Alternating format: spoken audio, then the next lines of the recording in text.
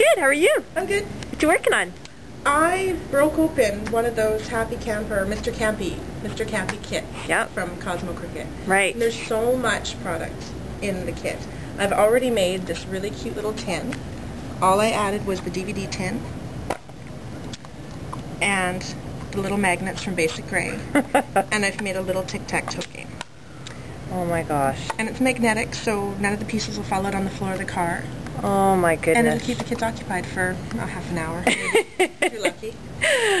Unless it's Kalani. Maybe That's a little right. less. Yeah, she'd probably tear it all apart and want to redo it. Anyway, so there's stamps and there's their black chipboard pieces and all of this paper.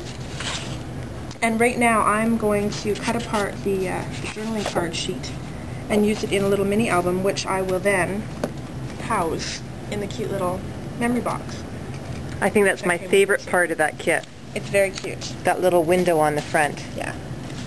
Yeah. Awesome. Well, have fun. Thanks. See ya. See ya.